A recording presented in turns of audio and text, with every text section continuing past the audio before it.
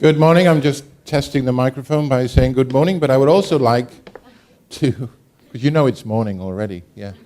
I'd also like to thank the organizers, which they've been terrific in enabling this to happen so quickly, so efficiently, so that's a big plus. I felt very looked after, and I've spoken to other contributors, and they've also felt the same, so thanks very much. Fantastic welcome from Uruguay. Now, it's great to see so much of what I was going to talk about already done, in some ways. But the Ellen MacArthur Foundation can cope with that. And in fact, it's a lovely thing to cope with. So I was going to start off actually with a couple of thoughts about the history of this sort of idea and why it perhaps has got some traction now. Why now? Before I get on with some of the details. And I think I'd like to call out a few people, who they're not here necessarily, but some people who really helped bring this sort of thinking along over the past few decades. And the first one I'd like to mention is somebody who was connected with UNIDO some years ago, part of the pair of, if you like, evangelists for designing a system which works, which was Michael Braungart and William McDonough, famous for their cradle-to-cradle design philosophy. And it was very influential, and it still is. I'm going to a congress of theirs in November, or at least Michael Braungart's congress. And the big insight there was that you have to design production to enable it to be circular. You can't just take, as the representative said a little earlier, you can't take a linear economy and just bash it into shape, because it has to be by intention and design. Now that's both a wonderful opportunity for designers, for manufacturers to think differently, for how you relate to customers and users, but it also is an incredible challenge. Because if you were, for instance, designing for disassembly, designing so the product can be easily taken apart, that's a real challenge. And you've also got to answer the question, who's taking it apart? Is it the original firm? Is it third-party people? Who is doing the taking apart? And then what do you do with the materials and the products and the components? That's one person I'd like to call out, Michael Braungart. The second one is Amory Lovins, who again has been working in this area under different names for decades. Amory Lovins, part of the Rocky Mountain Institute. His book, Natural Capitalism, with a couple of other folks, Natural Capitalism was hugely influential because it said we're not just talking about resource productivity. He was saying it's also got to include, and this is 1999, a shift from products to services. We've already heard a little bit about that. He said we've got to rebuild natural capital, because if you rebuild natural capital, like soils, forests, and whatever, you get more output over a longer period of time, so it's not just being nice to the environment, it's very practical. He also said that we've got to create a different way of looking at waste. Waste as a concept should be removed.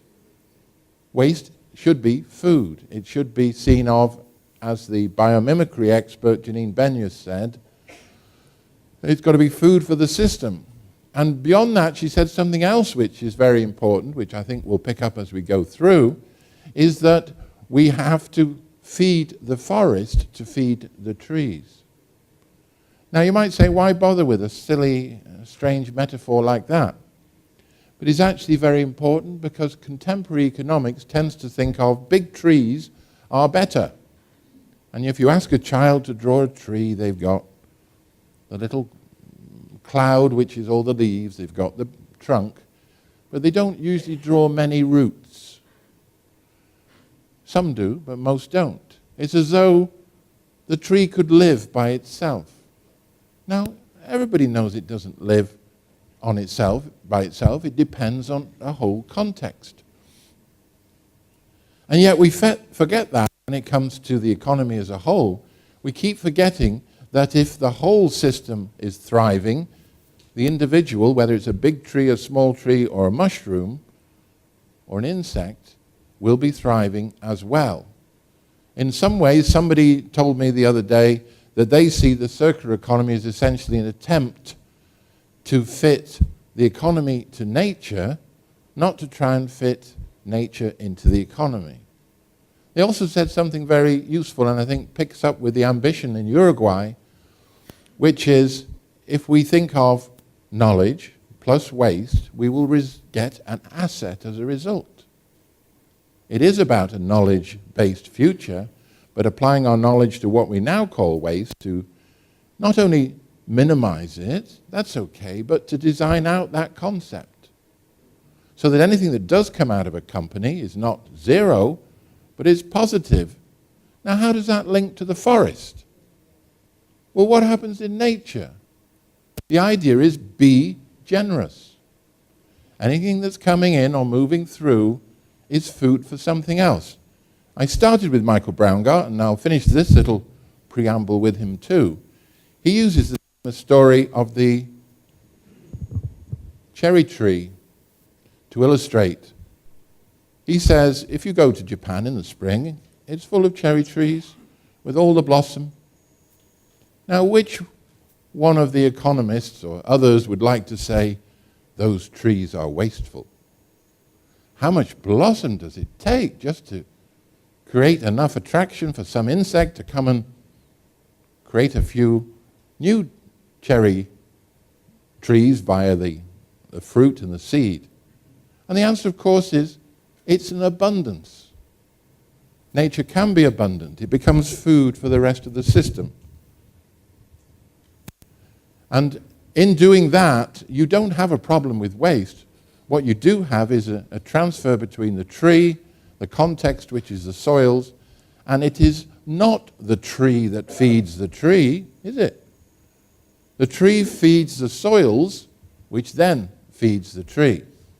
And so one of the key things which are not in my slide set today is this notion that the first educational imperative around a circular economy is something which I call systems thinking, other people call approach to contemporary science, which is trying to understand systems which haven't got determinism in them. They're non-linear systems, they're like living systems. But it's understanding bigger picture, longer term, and the connections. And I was speaking in Brazil last week. I haven't had a big flight, don't worry, I'm not jet-lagged. There are other problems, but not that.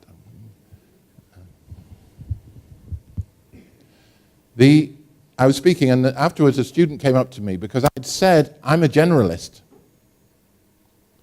And at the moment I'd said, being a generalist makes you get questioned at meetings. If you're a generalist, what are you doing here? What are you a specialist in? And you feel really ashamed. That has got to stop. Because systems thinkers are generalists. They might have a speciality too, but what they're really good at is drawing in relevant knowledge and connections in order to solve what is a systemic problem. Your problem isn't the car, it's mobility. Your problem isn't a little gadget, it's how that fits within the system. So being a generalist is one of the things for the future. And if Uruguay's interested in how you adapt to a circular economy, I would say try and promote more systemic thinking. Get beyond the boundaries, get beyond the disciplines. Don't abandon them, but it's the context which gives meaning. Okay, so now on to the core bit.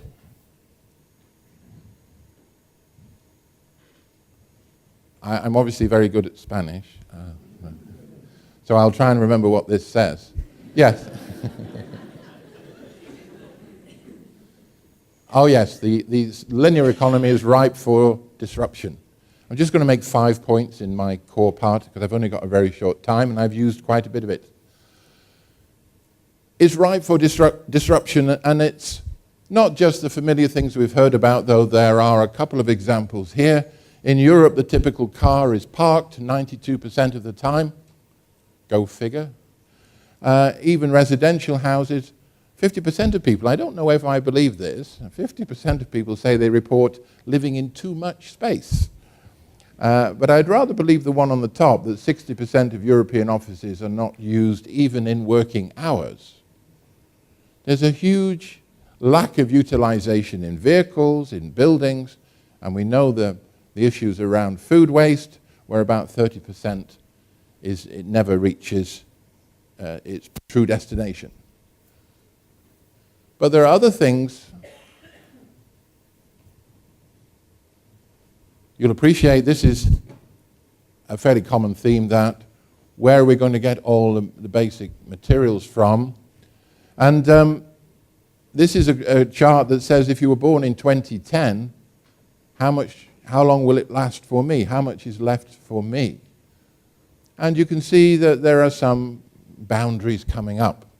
Now, of course, human ingenuity is really good, and we can substitute some materials for others, but for yet others, there's a real problem about meeting that challenge. And so moving towards a circular economy where we emphasize use and reuse and recovery is important. This is plastics, just in case you thought it was already being solved. Far from it. This is the flow of plastics through the system, and closed-loop recycling is a tiny, tiny part of that. A little bit more is recovered through cascaded recycling, but most is lost. And that's a loss in value. That's the key thing to bring out there. That material wasn't created for free, and it shouldn't be a cost on the environment. It should be something productive. Okay, we need a prosperity which is regenerative by design. That means we have to look after natural capital. And how do we do that? Well, it's been mentioned already, so I can go quickly, is that we need to be able to be regenerative and restorative by moving from take, make, and dispose. And that is by, as I've already mentioned, by design. But it's not an easy thing to do. Imagine your food industry. If it's orientated toward exports, that material is not coming back. It just isn't. So how could we improve the quality of the natural capital, the soils, by perhaps adopting different farming techniques? But some things are really, really quite difficult to do. And this diagram, lovingly called the butterfly diagram, because it sort of looks like a butterfly. It's got the linear economy down the middle, and it's got all of the potential feedback loops. And Michael Braungart, because I started with him, has really helped us because he brought first into clarity the idea that there should be two types of material flow. Because consumption is what humans do, and everything in the living world consumes. To consume means to destroy, to make less ordered. And things which are suited to consumption, they're going to be consumed. So the food, the biological materials, but at each stage, what value can we get from them? It's fairly familiar. But the key point is that it has to close the loop. So you've got slow down, in other words, take more time to get the value at each stage, because if you take the time, there is more value to be had as things get more disordered. But in the end, it has to loop back. So you slow the flow and you close the loop. The same thing on this side. Where is the value for business? This diagram was originally done in this form by Martin Stuckday, who worked with McKinsey. And he was doing it to illustrate where the extra value is. And it's not, as we've heard, it's not in recycling. As we've already heard, the extra value is in those other loops, the tighter loops. The closer it is to the middle, the potential for more value there is. Look at our reports if you need some examples. So, whereas we have to rebuild capital with the biological cycle, we have to try and maintain capital here, manufactured capital. So the more we can extend product life, provide access rather than ownership, the more we can recover, repair, and all of that before we have to recycle, the better it is for the economy. And I think this is very salutary, because if product is designed to be put into use in a different way, you won't have as much trouble when it comes to the time when it needs to be recycled as a material. So maintain order, maintain the value, please, if we can.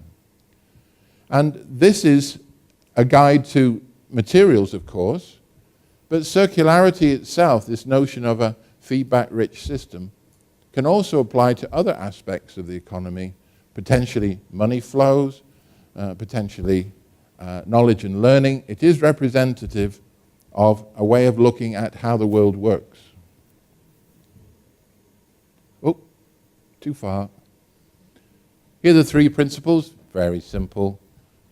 And that's what's quite good about the circular economy. It's intuitive enough to say, yeah, I get that, but challenging enough to say, now how do I make that work for me? But at least it's a useful guide, and I keep going back to this one at the end. If we can't, in Uruguay or elsewhere, regenerate natural capital, all we're really doing is running down the system a little bit more slowly. So it's not just resource productivity, it's closing the loop as well as slowing the flow.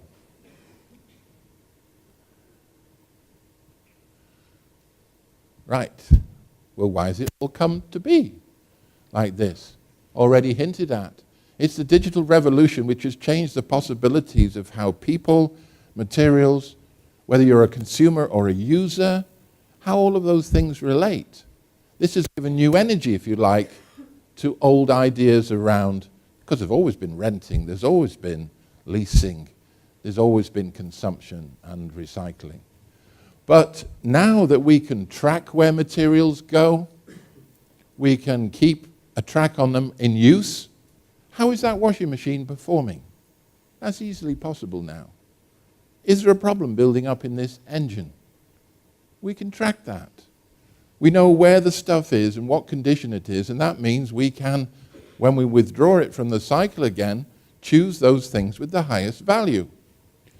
There are many aspects of slowing the flow of resources result from the digital revolution. I think I'd just come out and say it, we wouldn't be talking about a circular economy if it wasn't for the digital possibilities, because it allows a lot more innovation to come through. Here's just a few examples. You'll have to read that in English because the diagram was integrated in some way that we couldn't get at. But you can probably guess it. It's, for instance, improving traffic flow, reducing congestion, tracking assets, saving time, energy saving, street lights, all sorts of things that have been on the go for a while. But I just want to report two studies, one from Lisbon. Lisbon has calculated that in an era where their autonomous vehicles are common and they have an integrated transport system, they'll only need 29% of the vehicles they have now. And a Rethink X report for the US condition thought that cars could go down from around 274 million to 47 by about 2035. And I just read in the newspaper today that Jaguar Land Rover are not going to be, a bit ironic considering they built a new diesel engine factory, but they're not going to be doing diesels. They're going to only be doing hybrids or electric in quite a limited, about 5 years from now. So things are rapidly on the move thanks to digital, and it's the combination of the technologies which will change our cities. It will change what the meaning of work is. It will change how we relate to products and services. So, just a few things there which include agricultural system, regenerative agriculture, knowledge sharing, and so on. Urban and peri-urban farming. Fourth one, benefits for the environment, for society as a whole. Now, where does the society benefits come from? Because some people are pointing to, oh, Industrial 4.0, oh, automation, AI. That doesn't sometimes sound very people-friendly. Might be much more efficient production. But if you're no longer, say you're a truck driver, and autonomous trucks are already beginning to be tested, you might not be needed, or only one of you instead of 6 of you are needed. Now, driving vehicles in America is one of their biggest occupations for non-specialist manual labor among men. So what's going to happen?